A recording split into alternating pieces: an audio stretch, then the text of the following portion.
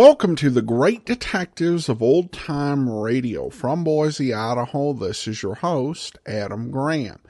If you have a comment, email it to me, box13@greatdetectives.net. Follow us on Twitter at Radio Detectives and become one of our friends on Facebook, facebook.com/Radio Detectives. Today's program is brought to you in part by the financial support of our listeners. You can support the show on a one-time basis at support.greatdetectives.net. You can also become one of our ongoing Patreon supporters at patreon.greatdetectives.net. Other options for supporting the program include mailing in a donation to Adam Graham, P.O. Box 15913, Boise, Idaho 83715. You can also send us money with the Zelle app to box13@greatdetectives.net. And I want to thank Fabian so much for sending in a one-time donation through our PayPal at support.greatdetectives.net. Thanks so much for your support. Now it's time for today's episode of Boston Blackie. The original air date, May the 28th of 1947, and this one is The Ghost of Florence Newton.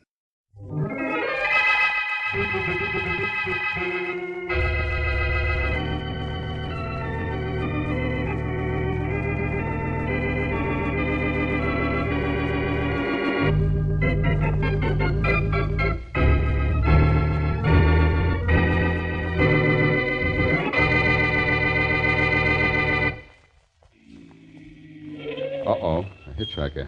And is she pretty? Come on in, young lady. I'm bound for Little Bend, but I'll drop you anywhere you like. Thank you. You're very kind. My name is Blackie, Boston Blackie.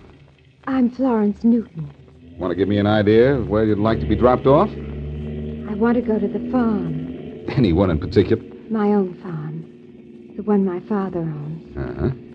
I've been wading in the creek, and I hope he won't mind. Well, there isn't much to do out here in the country except go wading, is there? No, there isn't. What do you kids do for excitement? Saturday night dances, movies, that sort of thing? Yes, that sort of thing. You're, not particularly talkative, are you? I guess I'm not. Good guessing. This is the farm right here. Would you please stop? Why, sure. Thank you very much. No trouble at all. You may have a little trouble with that door on your side. It sticks. Oh, wait right where you are, and I'll go around and open it for you. Thank you. Be there in a jiffy. Well, here we are, young lady. Now, where did she go?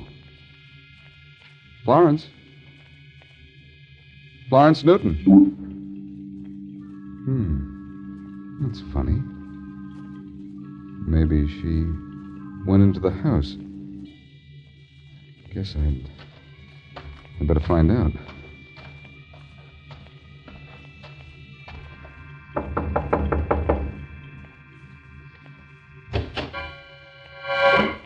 Yes?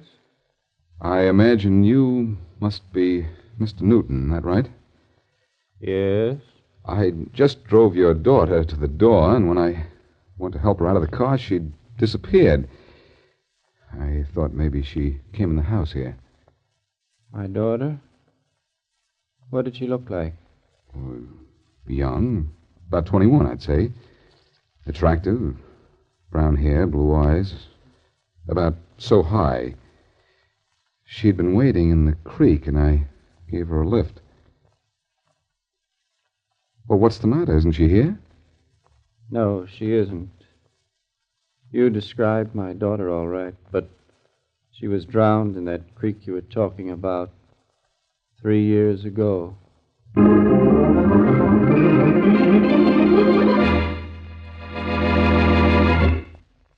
And now back to Dick Calmer as Boston Blackie. Enemy to those who make him an enemy. Friend to those who have no friend.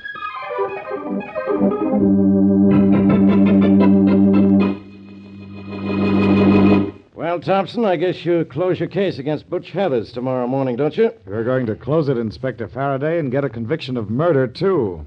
I've never been as sure of a case since I've been district attorney. No reason for you to doubt you'll get a conviction in this case. Boston Blackie's going to send Heathers to the chair for you. I've never known you to be so sure of Blackie before, Inspector. I thought you two didn't even get along. Oh, we rib each other a lot, but we don't mean it. At least I don't.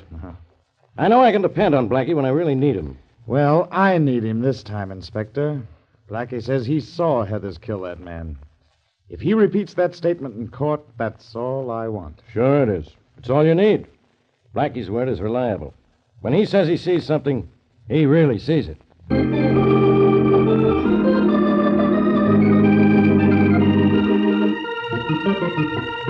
Howdy, Blackie. Welcome to Little Bend. This is Harry Oldfield. Pleasure, Blackie. How are you, Oldfield? Well, Sheriff, do you have those records on Butch Heathers ready for me? Sure do. So Butch went to the big city and got himself into real trouble, did he? He sure did. I want his local record to turn over to the DA. I knew that boy was no good when I arrested him for stealing Clyde Ranson's shotgun 5 years ago. Well, here's all the dope on him as a local bad boy, Blackie.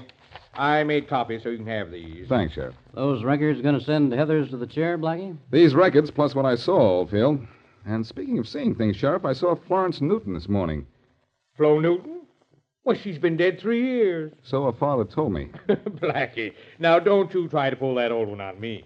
I've been hearing for years about people picking up ghosts in every town in this country.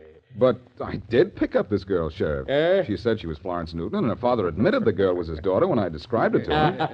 Blackie, I'm afraid the country air's gone to your head. Better stay in the city where you don't see things. Look, I don't believe in ghosts any more than you do.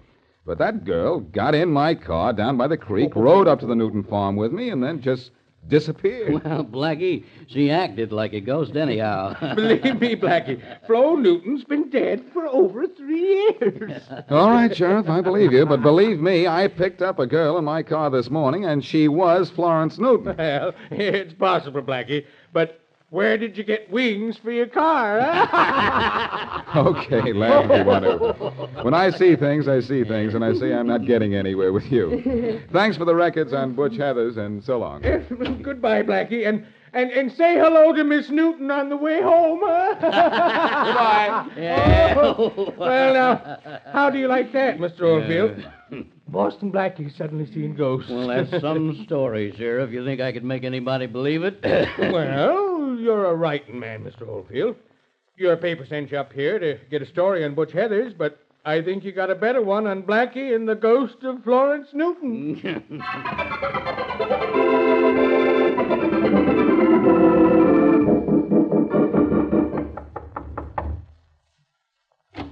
Oh, good morning, Mary. Come on in. I certainly will. Blackie, have you seen the morning paper? No, I haven't. I was out of the city yesterday, and I didn't get back to town till early this morning. I'll say you were out of the city, and out of your mind, too. Look at this newspaper. The whole town's laughing at you. What for? What if I... Uh-oh. Blackie, since when do you not only see a ghost, but tell the newspapers about it? I didn't tell the papers about it, Mary. Hey, wait a minute. That fellow Oldfield in the sheriff's office must have been a reporter. Oh, fine. Well, you phone that paper right away and get a retraction. Wait till Inspector Faraday reads this. He'll haunt you with it for years. I can't help that, Mary. I did see that girl. I talked to her. I had her in my car. I took her home. You fell asleep. You had a dream and talked out of turn to a reporter. Now, Mary, stop that. If the girl was a ghost, she was a ghost. But she was in my car, and now let's skip it. I have Butch Heathers to worry about today. I'm going to help make a ghost out of him. Oh, so you can keep seeing him for the rest of your life, too? Look, let's forget about the ghost of Florence Newton and worry about the trial of Butch Heathers. I thought no one was worried about it except Heathers. Well, you saw him kill that man, didn't you? Mm-hmm. And I have some reports on him from Little Bend that should help cinch the case against him. You going to be in court? I wouldn't miss being there. You're the star witness for the state. Yes, and when I get in the witness chair, it's going to be another kind of a chair for Butch Heathers.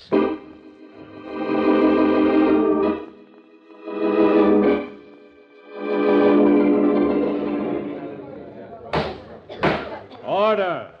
Order in the court. Will Boston Blackie take the stand? Raise your right hand. Do you solemnly swear to tell the truth, the whole truth, and nothing but the truth, so help you God? I do. Take the witness chair. Thank you. Proceed, Mr. District Attorney. Thank you, Your Honor. What's your name? Boston Blackie. Do you know Butch Heathers? Yes, I do. Could you point him out in this courtroom? Of course, there he is, in that end seat at the first table there, the man wearing the green shirt. Will you tell this courtroom where you saw Butch Heathers and what he was doing on the night of June 6th last? Well, I was walking through the alley behind the garage where I keep my car, and I saw Heathers approach a man known as Ellie Spry, pull out a gun, and pump 3 bullets into him. Yes. Then he ran. I chased him, but he got away. You say you definitely saw Butch Heathers kill Ellie Spry. That's right. It was definitely Butch Heathers. Thank you, Blackie. Your witness, Mr. Walters. Thank you, Mr. District Attorney. Blackie, you say you saw Butch Heathers kill Ellie Spry. Yes, I did. You saw the murder committed with your own eyes? With my own eyes. Those same eyes that yesterday morning saw the ghost of a girl who'd been dead and buried for over 3 years? Well, Order! Order in the court. You did see a ghost on the road to Little Bend yesterday morning, didn't you? I saw a girl. You claim you saw Florence Newton, Blackie. The description was perfect. But Florence Newton is dead, isn't she? Well, yes, so I understand.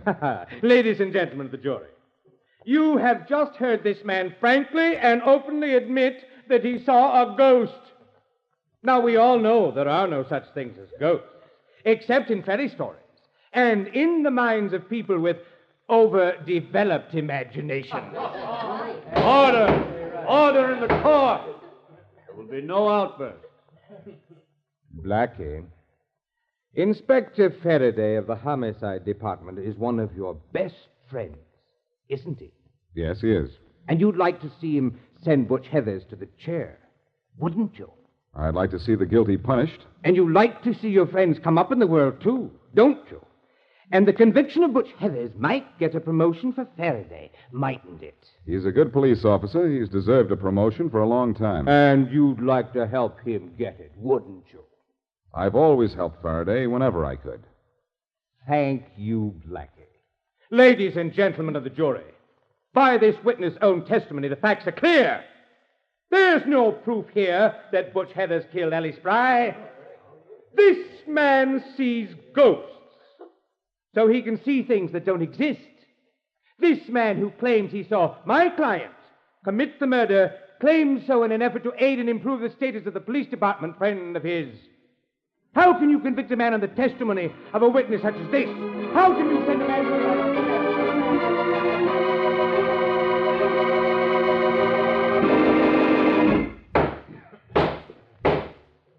Will the defendant please rise? Ladies and gentlemen of the jury, have you reached a verdict? We have, Your Honor. We find the defendant, Butch Heathers, not guilty. Court is adjourned. Hey, Blackie. Blackie. Oh, hello, Faraday. Well, it looks as if he got away from us. Yeah, he got away, all right. A great guy you are. I counted on you to help me send this guy where he belongs. But you have to go out and see a ghost. You don't believe me either, do you? I'll say I don't. Do you realize what that ghost has done? Sure, he got into this trial and got Butch Heathers out of a jam. And we can't touch him now. He can't be tried again for the same crime. I know all about that. And I know something about that ghost, too. Will you stop talking about that ghost? I'm going to find that ghost and let it do the talking, Faraday. I'm going to find it if I have to follow it to the happy horning grounds.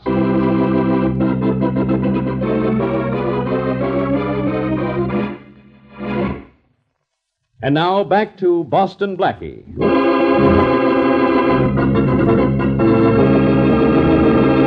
On his way to the country village of Little Bend to get the criminal records of Butch Heathers on trial for murder, Boston Blackie gives a lift to a girl who says she is Florence Newton. Later, it turns out Florence Newton has been dead for over 3 years. Blackie is star witness in the trial against Butch Heathers because he saw Butch commit the crime. But the defense attorney wins an acquittal for Butch on the grounds that a man who sees a ghost can see a lot of things that don't exist. As we return to our story, it is the day following the trial, and Mary Wesley is with Blackie in his apartment. Blackie, I'm sorry I teased you about Florence Newton. Can't you do something to find her again? I've tried that, Mary. I drove out to Little Bend again last night and asked everywhere for a girl who might look just like the dead Florence Newton. But no luck. Well, that's because there was no ghost. Now, will you stop trying to convince yourself there was? Mary, did it ever occur to you that I never said the girl was a ghost? The girl was real, flesh and blood, real. It was her father and the sheriff and everyone else who said if I saw Florence Newton, I saw a ghost. Well, you described the girl to Mr. Newton, and he said it was his daughter. He said it answered the description of his daughter, but that it must have been the ghost of his daughter if it was anything. If I could just find her again. Well, I'll help you, but I certainly never thought I'd help you look for another girl. I'll get Faraday in with us. Maybe we could... Oh, speak of the inspector, he rings the doorbell. Chances are that he'd rather wring my neck. Come in. Boston Blackie. Florence Newton. What? Florence, am I glad to see you. Thanks, Blackie, but... Blackie, if this girl's a ghost, I'm not a ghost, Miss... Oh, excuse me, Miss Newton, Miss Wesley. Hello. So you are real, aren't you? Real pretty, too. Miss Wesley, I came here to explain all about what happened. It's about time somebody explained something. To begin with, my name isn't Florence Newton. I'm Vivian Peters, and I was paid $1,000 to play that trick on you. Who paid you? Butch Heathers? Yes. He was out on bail, but I didn't know that. Or him. He said it was just a gag. Mm-hmm. When I read in the papers this morning that he was acquitted because you said you saw a ghost, well, I realized why I'd been asked to pose as Florence Newton. That's the best thing you've realized all day, Miss Peters. But you're going to be one of his worst enemies for telling me this, you know. Why? What have I done? You've proved my testimony against Butch was correct. Well, so what, Blackie? Heathers was tried and acquitted for killing Ellie Spry, and he can't be tried again for the same crime. No, he can't, Mary, but maybe there's some other way to get at him. I'm going down to see Faraday. Miss Peters, did anyone see you come to my apartment? No, Blackie. Good. You and Mary stay here till I get back. Everything's going to be all right, unless I'm all wrong.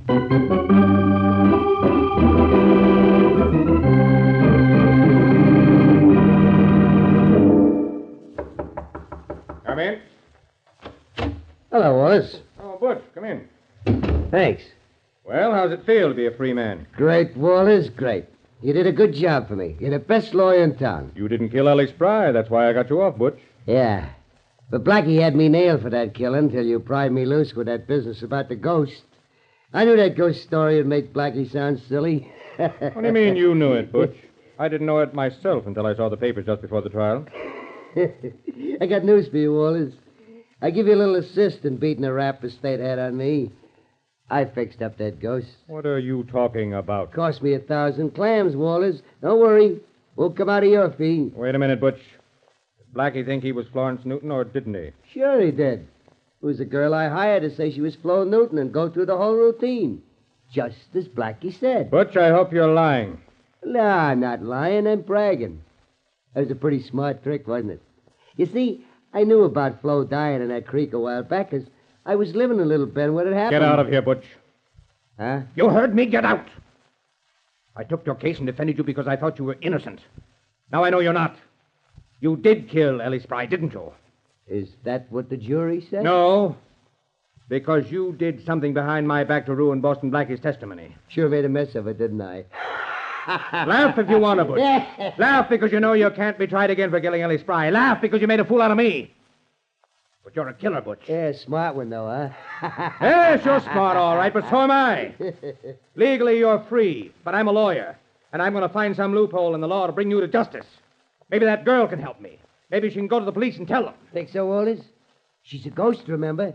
And all the ghost can say is, boo! Go ahead, Butch. Have a good laugh. Go out and have a good time, too, because you won't be having a good laugh or a good time for very long. Hey. Who are you calling, Wallace? The police. I won't be a party to a conspiracy. I think you better not, Wallace. You don't frighten me with that gun, Butch. But you bother me with that phone. Put it down. Or I'll knock it down, you. I think I'd better take that gun. You think so? No, so.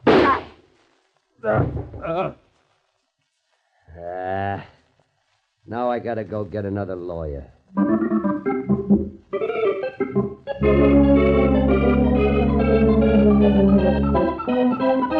Blackie, get out of my office. before you start seeing things in here. Look, Faraday, will you start seeing things? Will you start seeing how and why I was made to believe I picked up Florence Newton on the road to Little Bend? I know why you think you picked up Florence Newton on the road to Little Bend. You're a big dope. You mean I'm a big dupe? Dope. What's the difference? No. Faraday, that girl's real name is Vivian Peters, and she was hired by Butch Heathers to pose as Florence Newton. How do you know? Because she's in my apartment. She told me all about it. Butch hired her when he was out on bail. Now you're not only seeing crazy things, you're saying crazy things. How would Butch know about the death of Florence Newton so he could rig up such a stunt?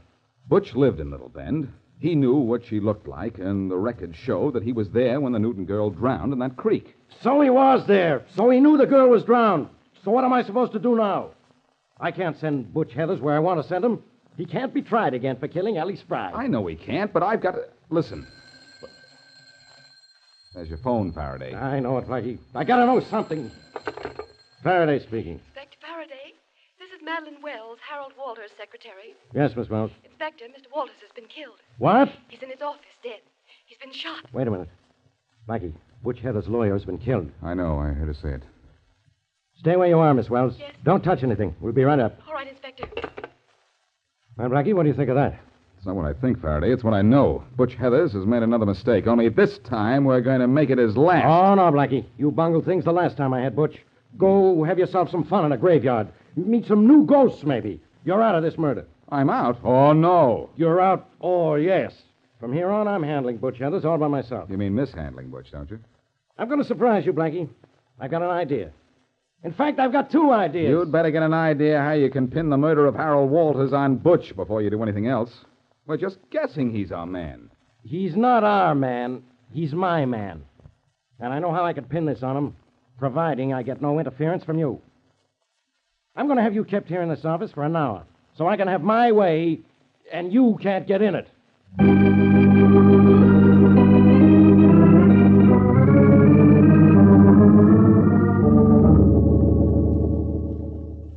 You know, Inspector Faraday, it's a funny thing how many uses you can get out of a fire escape like this. You can get out of a building on it, hang laundry on it, sunbathe, and sleep on it. Yeah, and keep quiet on it, too, Muldoon. All right. The glass in this window to Butch's room isn't soundproof.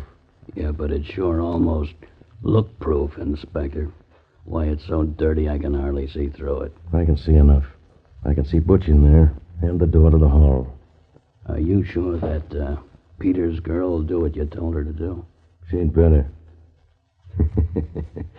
You know, I'm sort of proud of myself about this. Yeah? This is the kind of idea Blackie would get. He's not the only one who's smart. Well, what if it doesn't work? What do you expect from Blackie's ideas?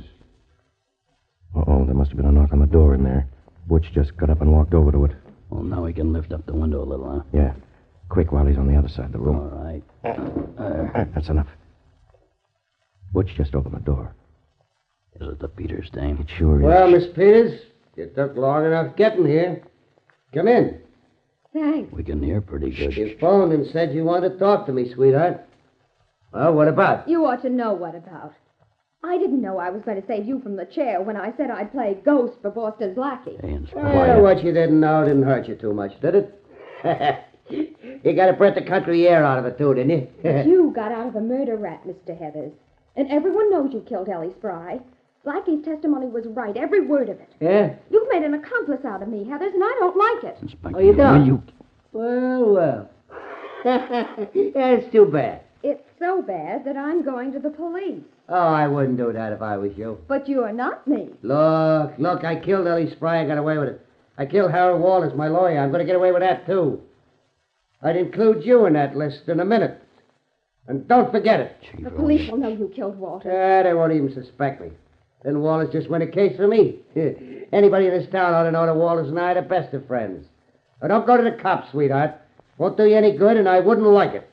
You understand? Come on, Muldoon, let's Yes, go. I understand. I've heard all I need to hear. I understand. All right, then I'll raise the window Hey. now. Who's out there? No time now. Let's go right through the glass. All right. Don't move, Butch. Cops. Duck, Miss Peters. There may be shooting. Yeah, she ain't ducking, but I am behind her. Go ahead, shoot, copper. Hit this dame. See if I can. No, don't. Inspector, don't shoot. You'll hit the girl. You don't mean to kill a girl, don't you?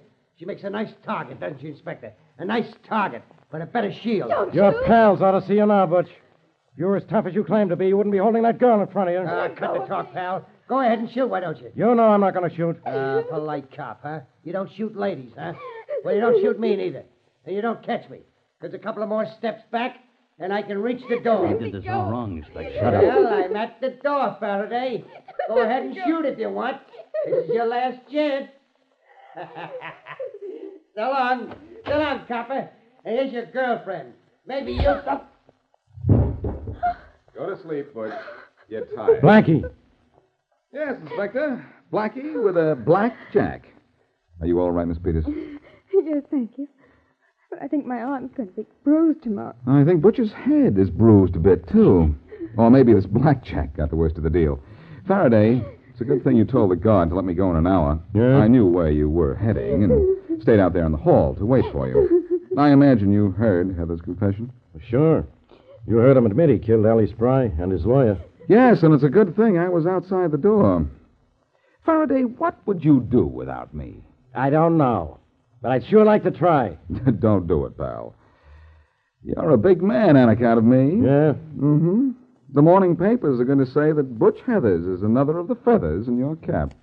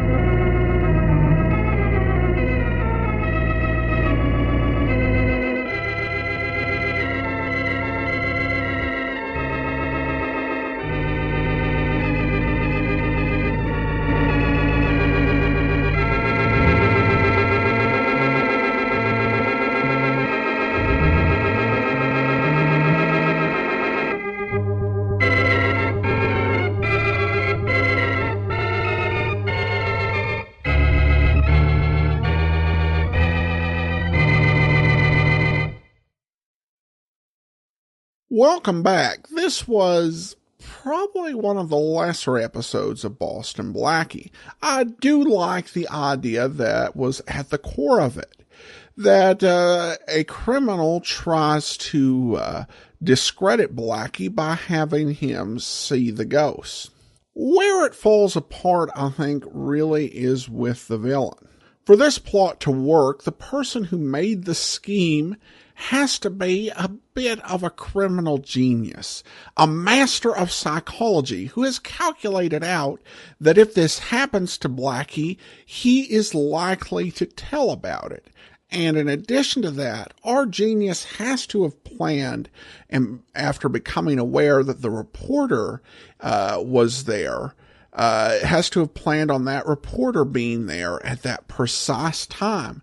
And in fact, advised the woman who he hired where to be and when at the exact time to make sure that Blackie is able to say what he has to say in the presence of the reporter. The type of person who would come up with a scheme like this is a Machiavellian schemer, a Moriarty, with a keen understanding of the human mind. Unfortunately, when we meet our villain, he is nothing of the sort. He ends up having to kill his lawyer because he reveals the scheme he used to get off. And even then, he really didn't have to kill his lawyer. His lawyer might not like it. His lawyer could fuss, fume, and threaten, but there wasn't a whole lot he could do.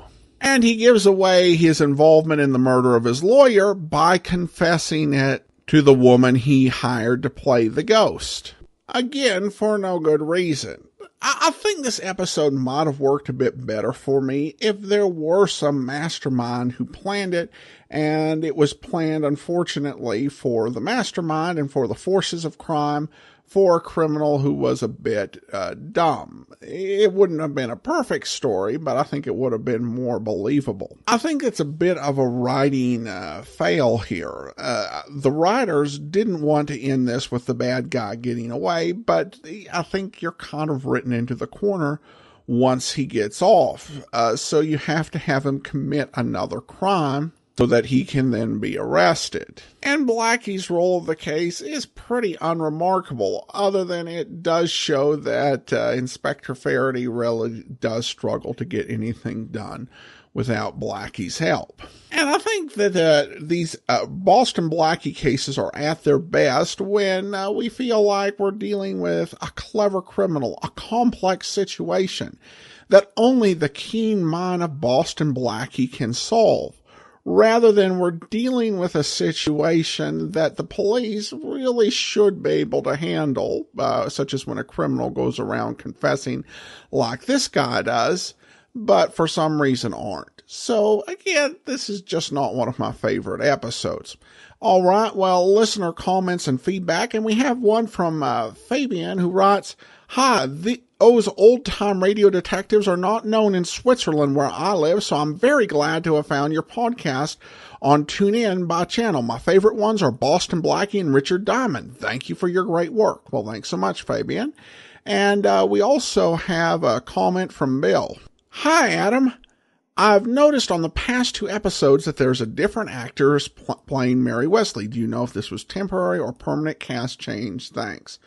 I honestly don't. The general guides to Boston Blackie mention that Leslie Wood and Jan Miner shared the role of Boston Blackie. Whether they went back and forth, I don't know. It's a challenge because of Boston Blackie not having clear credits as to who is in each episode. Also, I've not heard the episodes that we haven't played. We've got more than, or a little less than 2 years worth of Boston Blackie left. And I am not sure how the exact casting of Mary Wesley goes. Sorry, I wish I could give you a more definitive answer.